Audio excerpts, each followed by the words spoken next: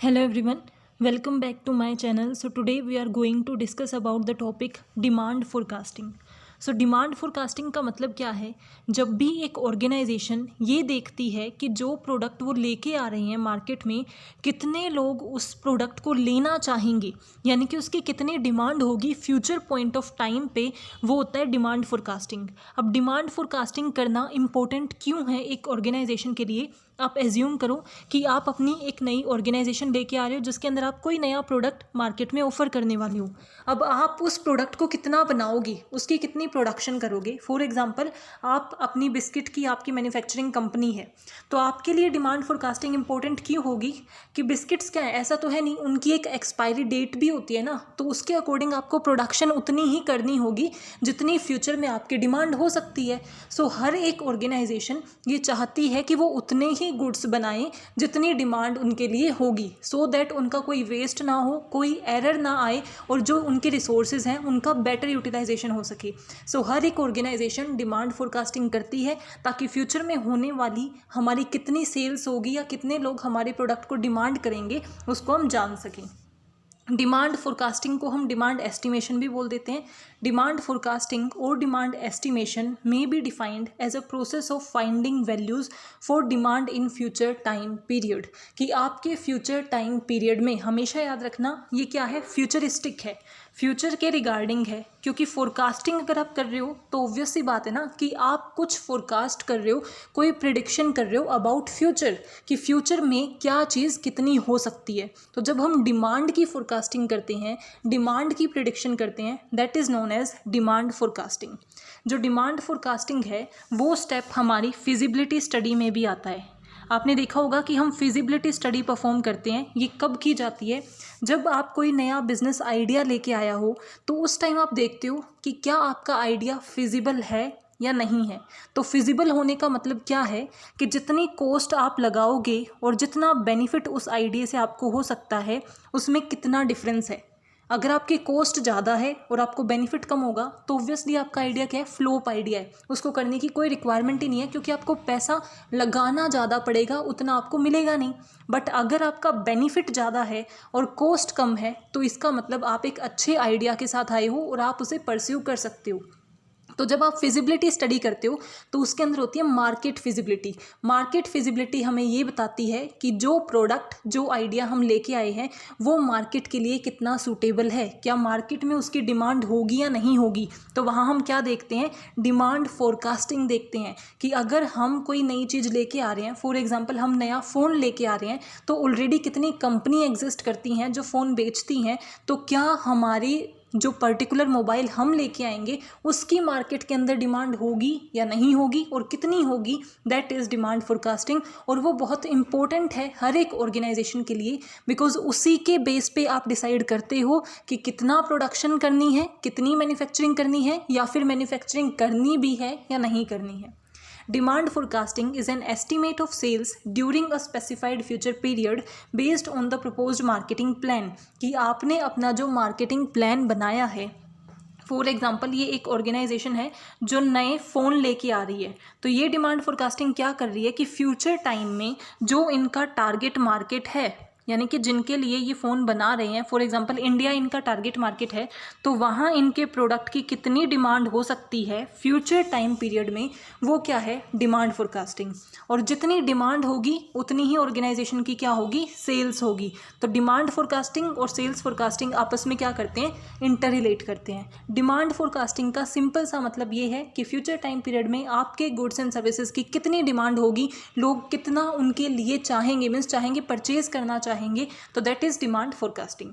Now what are the significance और importance of demand forecasting, कि हम डिमांड फोरकास्टिंग करते क्यों हैं, उससे हमें ऐसा क्या बेनिफिट मिलता है कि ऑर्गेनाइजेशंस डिमांड फोरकास्टिंग करती हैं।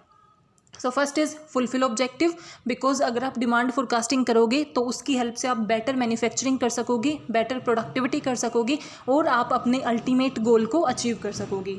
Preparing the objective, demand forecasting के बेस पे भी आप अपने ऑब्जेक्टिव्स बना सकते हो। ये आपको अपने अल्टीमेट गोल को अचीव करने में भी हेल्प करता है और ऑब्जेक्टिव्स को बनाने में भी हेल्प करता है। फॉर एग्जांपल, आपने देखा कि आप जो फ़ोन लेके आ रहे हो उसकी किस तरीके की डिमांड है, आपने उसकी डिमांड फोरकास्टिंग की, तो उसके बेस पे आप अपने न्यू ऑब्जेक्टिव्स भी बना सकते हो कि हमारा नया ऑब्जेक्टिव ये है कि करंटली जो हम फ़ोन लेके आ रहे हैं उसकी इनफ डिमांड नहीं है, बट अगर उसके अंदर हम एक एडिशनल फीचर ऐड कर दें तो हो सकता है कि वो डिमांड में आए। तो नए ऑब्जेक्टिव्स भी हम उसके थ्रू क्रिएट कर सकते हैं with the help of demand forecasting. Evaluation of performance, आप अपनी परफॉर्मेंस को इवैल्यूएट कर सकते हो कि आपने कितनी अच्छी मार्केटिंग की है। जैसे आपने कोई फ़ोन बनाया तो उसकी एडवर्टीजमेंट आपने की है, उसका प्रमोशन किया है, तो डिमांड फोरकास्टिंग के थ्रू आप ये देख सकते हो कि जितना काम हमने प्रमोशन में किया था, उसकी पब्लिसिटी में किया था, क्या उतना रिजल्ट एज अ डिमांड हमें मिल रहा है या नहीं मिल रहा। क्योंकि अगर हम एडवर्टीजमेंट लेके आते हैं, ऑब्वियस सी बात है ना, अगर आप टीवी में कोई ऐड देख रहे हो, आप अपने फ़ोन में कोई ऐड देख रहे हो, कोई इन्फ्लुएंसर कोई ऐड दे रहा है, तो वो क्यों दे रहा है? ताकि वो कंपनी अपने लिए डिमांड क्रिएट कर सके। आप मैगी की ऐड देखते हो तो मैगी ऐड क्यों देती है? ताकि अपने गुड्स की क्या कर सके, डिमांड क्रिएट कर सके।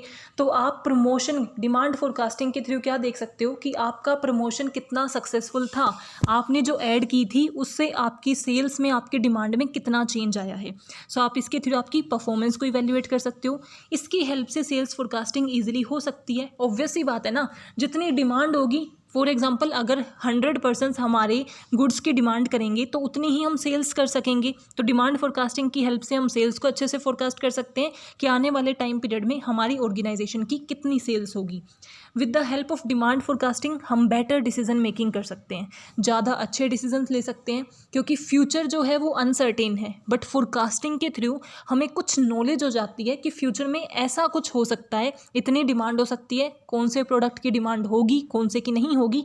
तो उसकी हेल्प से हम ज़्यादा अच्छे डिसीजन ले सकते हैं कि जिसकी डिमांड फोरकास्टिंग में हाई डिमांड आई है उसकी मैन्युफैक्चरिंग को बढ़ा देना, जिसकी लो डिमांड आई है उसकी को कम कर देना, या उसके साथ कोई एसोसिएटिव इंसेंटिव्स प्रोवाइड करना ताकि उसकी डिमांड को भी इंक्रीज़ किया जा सके। तो हम ज़्यादा अच्छे डिसीजन ले सकते हैं जो ऑर्गेनाइजेशन की सक्सेस के अंदर कंट्रीब्यूट करेंगे। Better utilization of resources, that is too obvious कि अगर आप डिमांड फोरकास्टिंग करते हो तो आपके ज़्यादा अच्छे डिसीजन होंगे, आपकी प्रोडक्शन लिमिटेड होगी, जिसके अकॉर्डिंग आपकी जो ऑर्गेनाइजेशन की रिसोर्सेज हैं, इधर financial resources, physical resources, monetary resources, every kind of resources would be utilised in a effective manner. So आप क्या कर सकोगे, उन्हें इफेक्टिव मैनर में यूटिलाइज कर सकोगे। Deciding production capacity, with the help of demand forecasting आप प्रोडक्शन कैपेसिटी भी डिसाइड कर सकते हो, बिकॉज जितनी डिमांड होगी उतनी ही प्रोडक्शन या मैन्युफैक्चरिंग आपको करनी चाहिए। तो उसके बेस पे आप अपनी प्रोडक्शन कैपेसिटी डिफाइन कर दोगे। And planning long term activities, कि demand forecasting because future time period के लिए है, तो उसे फुलफिल करने के लिए उसके साथ कैसे डील करना है, आप उसकी हेल्प से long term activities of organization decide कर सकते हो। Now what are the factors influencing demand, कि आपकी प्रोडक्ट की कितनी डिमांड होगी उसे कौन कौन से फैक्टर अफेक्ट करते हैं। फर्स्ट इज़ टाइप और नेचर ऑफ गुड्स, कि आपके गुड्स किस तरीके के हैं, that is also going to affect the demand, कि आपके नॉर्मल गुड्स हैं या सीजनल गुड्स हैं। तो सीजनल अगर गुड्स हैं तो आप कितनी ही मार्केटिंग कर लो, उनकी डिमांड तो सीज़न के टाइम ही होगी ना। ऑब्वियस सी बात है, अब एसी की डिमांड गर्मियों में ही ज़्यादा होगी इन कंपैरिजन टू विंटर्स, क्योंकि वो सीजनल है। तो अगर सीजनल गुड्स हैं तो डिमांड अलग होगी। नॉर्मल गुड्स है जैसे राइस है, वीट है, शुगर है, सॉल्ट है, तो ये नॉर्मल गुड्स हैं हमारे, जिनकी हमेशा डिमांड 24/7 आपकी डिमांड रहेगी। तो वो आपके क्या होते हैं, नॉर्मल गुड्स होते हैं। तो आपके गुड्स पे भी डिपेंड करता है कि उनकी डिमांड कितनी होगी। Competition level, that's also obvious कि कंपटीशन कितना है। अगर आप उस चीज़ को बेच रहे हो, अगर आप उस चीज़ को ऑफर कर रहे हो, तो आपके अलावा और कितने लोग हैं और कितनी कंपनीज़ हैं जो सब्सटीट्यूट प्रोडक्ट को और सिमिलर प्रोडक्ट को बेच रही हैं। आप सोच रहे हो कि आप भी फ़ोन बेच रहे हो, तो ऐसी बहुत सी कंपनीज होंगी ना जिनके फ़ोन होंगे, तो उनकी भी तो कस्टमर्स होंगे, वो वहाँ से भी तो खरीद रहे होंगे ना। तो कंपटीशंस को माइंड में रख के ही हमें पता चलता है कि हमारी डिमांड कितनी होगी। सब हमसे खरीदें ऐसा पॉसिबल नहीं है ना, कि एक भी कस्टमर किसी और के पास ना जाए। तो कंपटीशन कितना है, सब्सटीट्यूट प्रोडक्ट कितने अवेलेबल हैं, that also affects. Then price of goods, आपके गुड्स का प्राइस क्या है और आपका टारगेट मार्केट कौन है। अगर आपके गुड्स का प्राइस बहुत हाई है, बहुत ज़्यादा एक्सपेंसिव है, तो ऑब्वियसली उसे मिडिल क्लास लोग परचेज़ नहीं करेंगे। तो आपके प्राइस ऑफ गुड्स पे भी डिपेंड करता है कि उसकी फ्यूचर में कितनी डिमांड होगी। लेवल ऑफ टेक्नोलॉजी, कि आपने टेक्नोलॉजी का कितना यूज़ किया है, बिकॉज टेक्नोलॉजी की हेल्प से आप क्या कर सकते हो, आप जितना ज़्यादा चाहो उतने लोगों से एक्सेस कर सकते हो। एक आपके गुड्स सिर्फ ऑफलाइन अवेलेबल हैं, एक आपकी ऑनलाइन भी अवेलेबल हैं। सो अगर ऑनलाइन भी हैं तो आपकी डिमांड ऑब्वियसली थोड़ी ज़्यादा हो जाएगी in comparison to that organization which is only having offline. And economic viewpoint, आपको इकोनॉमिक व्यू पॉइंट भी देखना पड़ेगा कि लोगों की मॉनेटरी पावर क्या है, उनकी बाइंग पावर क्या है, उनका इनकम लेवल क्या है। ये सारी चीज़ें क्या करती हैं, आपके प्रोडक्ट की, गुड्स की डिमांड को अफेक्ट करती हैं। Now what are the methods and ways of demand forecasting. हमें पता तो चल गया कि डिमांड फोरकास्टिंग ये है कि हम पता लगाते हैं कि फ्यूचर टाइम पीरियड में हमारे गुड्स एंड सर्विसेज की कितनी डिमांड होने वाली है, बट वो हम कैसे आइडेंटिफाई करते हैं, उसके लिए हम कौन कौन से मेथड्स यूज़ करते हैं। सो वन बाय वन हम मेथड्स डिस्कस करेंगे। First is survey method. So survey method क्या है, जिसके अंदर आप कुछ सेलेक्टेड लोगों या जितने भी लोग आपके डाटा के लिए सूटेबल हैं उनके साथ क्वेश्चनेयर एक्सचेंज करते हो, यानी कि उनको आप कुछ क्वेश्चंस पूछते हो और वो जिस तरीके से आंसर्स करते हैं उसके बेस पे आप फोरकास्ट करते हो कि फ्यूचर में कितनी डिमांड हो सकती है। सो ये दो तरीके से हो सकता है, या तो सेंसस मेथड हो सकता है या सैम्पल मेथड। सेंसस मेथड का मतलब क्या है, जिसके अंदर आप ईच एंड एवरी रिस्पोंडेंट को इंक्लूड करते हो। अगर आपकी टारगेट पॉपुलेशन में 2000 लोग हैं तो 2000 के 2000 लोगों को आप क्वेश्चनेयर दोगे, वो फिल करेंगे और उसके बेस पे जब आप डिमांड फोरकास्टिंग करोगे, that is census method. But census method बहुत कम यूज़ होता है बिकॉज इसमें टाइम भी ज़्यादा लगता है और मनी भी ज़्यादा लगता है। सैम्पल मेथड है वो ज़्यादा प्रोबेबली यूज़ होता है। सैम्पल मेथड क्या है कि इसमें आप क्या करते हो, जो आपकी टारगेट ऑडियंस है उसमें से सैंपल को सेलेक्ट करते हो और वो सैंपल आपकी पूरी टारगेट ऑडियंस को रिप्रेजेंट करेगा। जैसे सेंसस में हमने क्या किया था कि अगर 2000 हमारे रिस्पोंडेंट हैं तो 2 के 2000 से हम क्या करेंगे, सर्वे करेंगे। बट सैंपल मेथड क्या कहता है कि इन 2000 में से हमने 200 लोगों को चुन लिया। किसी भी मेथड से कर सकते हो आप, रैंडम सैम्पलिंग भी कर सकते हो, नॉन रैंडम सैम्पलिंग भी कर सकते हो। रैंडम सैम्पलिंग का मतलब होता है कि सबके इक्वल चांस हैं सेलेक्ट होने के। नॉन रैंडम सैम्पलिंग का मतलब होता है हम अपनी कन्वीनियंस के अकॉर्डिंग किसी को भी सिलेक्ट कर लें। तो जो आपकी टोटल पॉपुलेशन थी, 2000 लोगों की जो टोटल पॉपुलेशन थी, उसमें से जब आप एक सैंपल सेलेक्ट कर लेते हो, यानी कि उसमें से कुछ लोगों को सेलेक्ट करते हो, इनको क्वेश्चनेयर डिस्ट्रीब्यूट करके इनका सर्वे करते हो, और जो रिजल्ट आता है वो अप्लाई किस पे होता है, सारे के सारे 2000 लोगों पे अप्लाई होता है। यानी कि जो 200 लोग हैं ये इन 2000 को रिप्रेजेंट करेंगे, उसके बेस पे जब हम सर्वे करते हैं, that is known as sample method. Sample method obviously less time consuming होता है और लेस कॉस्टलियर होता है। अब जो सर्वे है आप किस किस का कर सकते हो, सेल्स फोर्स का भी कर सकते हो और बायर इंटेंशन का भी कर सकते हो। यानी कि ये जो 2000 लोग थे, ये पॉपुलेशन कौन कौन हो सकती है डिमांड को फोरकास्ट करने के लिए, तो या तो आप अपनी सेल्स फोर्स का सर्वे करो। सेल्स फोर्स कौन है, आपकी ऑर्गेनाइजेशन के ऐसे लोग जो डायरेक्टली कस्टमर के साथ डील करते हैं। अब आप अगर सेल्स में काम करते हो, हम बोलते हैं ना कि ऑपरेशंस की जॉब है, सेल्स की जॉब है, तो सेल्स के लोग वो हैं जो एक्चुअल में कस्टमर को प्रोडक्ट बेच रहे हैं और डायरेक्टली कस्टमर के साथ डील कर रहे हैं। तो जो डायरेक्टली कस्टमर से डील कर रहा है, उनसे रोज़ इंटरेक्ट कर रहा है, तो आपको पता चल जाता है कि फ्यूचर टाइम पीरियड में कस्टमर इस चीज़ को लेगा भी या नहीं लेगा, वो उससे सेटिस्फाई है नहीं है। तो जब आप सेल्स फोर्स का सर्वे करते हो, उसे हम बोलते हैं collective sales force opinion method. यानी कि जो आपकी ऑर्गेनाइजेशन के ऐसे लोग हैं जो कस्टमर से सबसे ज़्यादा कनेक्टेड हैं, उनका सर्वे करना और उसके बेस पे फोरकास्टिंग करना। या फिर आप डायरेक्टली अपने कस्टमर का ही सर्वे करते हो, जो आपके बायर्स हैं उन्हीं से आप क्वेश्चनेयर भरवा लेते हो कि आपने जो प्रोडक्ट खरीदा था वो आपको कैसा लगा, उसे रेट करो, आपको कितना अच्छा लगा, कितना सेटिस्फैक्ट्री है, फ्यूचर में कितने चांसेस हैं कि आप उसे दोबारा परचेज करोगे, आप दूसरों को उसे रिकमेंड करते हो या नहीं, उसके बेस पे आप फोरकास्टिंग करते हो। So that is survey method. तो पहला मेथड हमारा क्या था, सर्वे मेथड, जिसके अंदर हम सेंसस या सैंपल का यूज़ कर सकते हैं, और जो हमारी ऑडियंस है वो सेल्स फोर्स भी हो सकती है और बायर्स भी हो सकते हैं। Second is statistical method. Statistical methods क्या होते हैं, जिसके अंदर हम मैथमेटिकल फॉर्मूलाज एंड कैलकुलेशंस का यूज़ करते हैं फॉर आइडेंटिफाइंग डिमांड फोरकास्टिंग। तो इसके अंदर पहला क्या है, trend line observation. Trend line observation का मतलब क्या है कि आप आइडेंटिफाई करते हो कि क्या ट्रेंड चलता आ रहा है।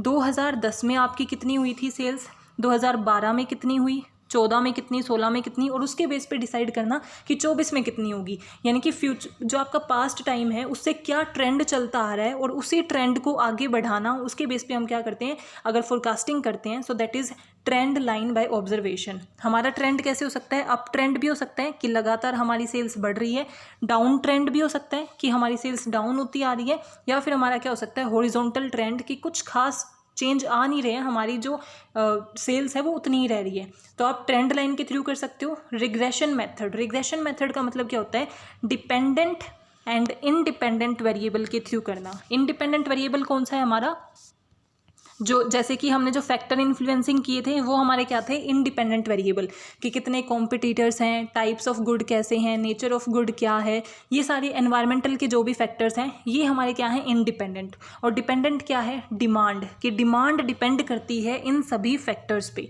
तो इन सभी फैक्टर की स्टडी करके जब हम ये आइडेंटिफाई करते हैं कि हमारी डिमांड कितनी होगी, that is regression method.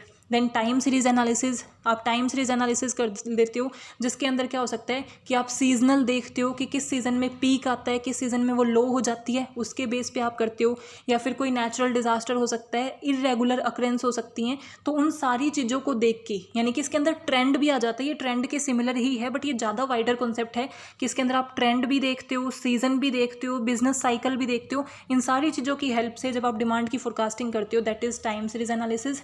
Exponential smoothing and moving average method. Exponential smoothing क्या है, पास्ट डाटा के बेस पे ही आप क्या करते हो, फ्यूचर में कितनी डिमांड होगी उसे डिटरमाइन करते हो।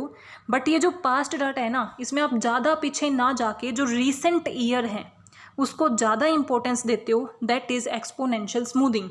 फॉर एग्जांपल कि आपको 2025 के लिए अगर फोरकास्ट करना है और आप 2005 से डाटा लेना शुरू कर चुके हो, तो आपके पास जो 20 साल का डाटा है तो आप वो सारा डाटा यूज़ तो करोगे, लेकिन जो प्रीवियस 5 ईयर हैं, जो रीसेंट 5 ईयर हैं, इसको ज़्यादा वेट और इसको ज़्यादा इंपॉर्टेंस दी जाएगी फोरकास्टिंग के अंदर। वो हमारा होता है exponential smoothing. Moving average method क्या है कि आप एवरेज लेते जाओगे, 5-5 करके, 3-3 करके आप एवरेज लोगे ईयर्स की, बट वो एवरेज क्या करती रहेगी, मूव करती रहेगी। जैसे आपको सिर्फ एक वे ऑफ एक्सेप्टेंस होना चाहिए कि आप किस तरीके से उसे समझ रहे हो। फॉर एग्जांपल कि आपने 2001 से शुरू किया, 2, 3, 4, 5, 6 ऐसे कंटिन्यू नए ईयर आप डालते जाओ, तो पहले हमने इनका एवरेज निकाला कि 2001, 2 और 3 में एवरेज डिमांड कितनी थी। सो ये मूविंग एवरेज है, तो इसका मतलब जो नेक्स्ट एवरेज होगी वो थोड़ी मूव करेगी। तो मूव कैसे करेगी, अब की बार पहला ईयर कट जाएगा और अगले 3 ईयर लिए जाएंगे, इनकी एवरेज निकाली जाएगी। देन अगेन मूव होगी, ये ईयर कट जाएगा, अगले 3 निकाले जाएंगे, फिर थर्ड कट जाएगा, अगले 3, ऐसे मूव करते करते एवरेज निकालो एंड देन फॉर्मूला का यूज़ करके आप डिमांड फोरकास्टिंग करते हो। इसके अलावा अदर मेथड क्या हो सकते हैं, पहला मेथड क्या था, सर्वे मेथड। देन उसके बाद स्टैटिस्टिकल मेथड हम यूज़ कर सकते हैं। अदर मेथड में हो सकता है कि आप एक्सपर्ट ओपिनियन का यूज़ करो, कि अलग अलग फील्ड से जो एक्सपर्ट हैं उनका क्या ओपिनियन है कि हमारी फ्यूचर में कितनी डिमांड हो सकती है। वो एक्सपीरियंस्ड पर्सन है तो वो ज़्यादा बेटर बता सकते हैं। So that is Delphi and expert opinion method. Test marketing क्या है कि जो आपका प्रोडक्ट है उसे फॉर एग्जांपल इस टारगेट मार्केट के लिए आप बना रहे हो, तो आप क्या करो, इसी में से एक पर्टिकुलर एरिया पे उस प्रोडक्ट को लॉन्च करके देख लो। उसे लॉन्च करके देखोगे और वहाँ पे क्या रिस्पॉन्स आ रहा है, उसके बेस पे आप सबकी डिमांड को क्या करते हो, आइडेंटिफाई करते हो और फोरकास्ट करते हो। That is known as test marketing, कि पहले स्मॉल ग्रुप ऑफ पीपल के ऊपर उस प्रोडक्ट को चेक कर लेना। जजमेंटल अप्रोच इज सिंपली कि आप अपनी जजमेंट के अकॉर्डिंग जो इन्फॉर्मेशन, जो डाटा आपके पास अवेलेबल है उसके बेस पे जज करते हो कि कितनी फोरकास्टिंग होगी। That is judgemental approach. So I hope you are clear with this topic. If you have any doubt, please mention in comment section. Thank you. Keep supporting. Don't forget to like, subscribe and share my channel. Thank you.